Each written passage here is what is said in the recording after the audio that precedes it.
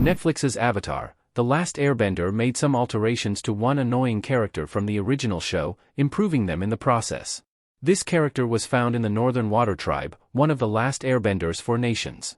While much of Netflix's live-action show takes place in the Earth Kingdom, Avatar, The Last Airbender Season 1 ending surrounded the fate of the waterbenders as Aang, Katara, and Sokka helped push back a Fire Nation siege on the North Pole.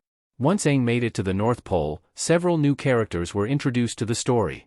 One such character was Avatar, The Last Airbender's Princess Yu, who had big ramifications on both the show's plot and the character of Sokka. Through Yu's relationship with Sokka, another character was introduced who was also present in the original show. However, rather than being a one-for-one translation between animation and live-action, the character in question was dramatically improved in Netflix's The Last Airbender Season 1. The character introduced as part of Sokka and Yu's dynamic was Han, the Northern Water Tribe warrior revealed as the man who was once betrothed to the princess.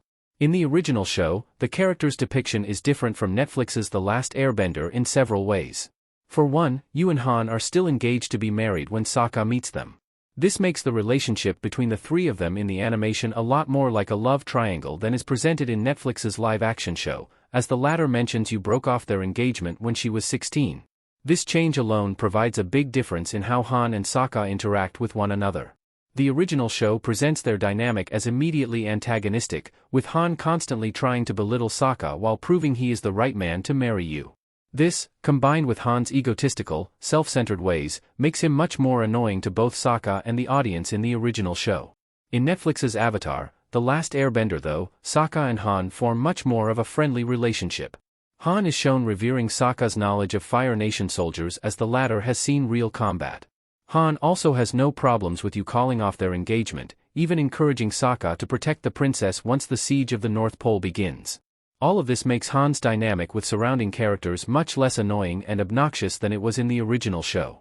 Han's differences make him a much more compelling character. Han preparing for battle with other Water Tribe soldiers in Netflix's The Last Airbender.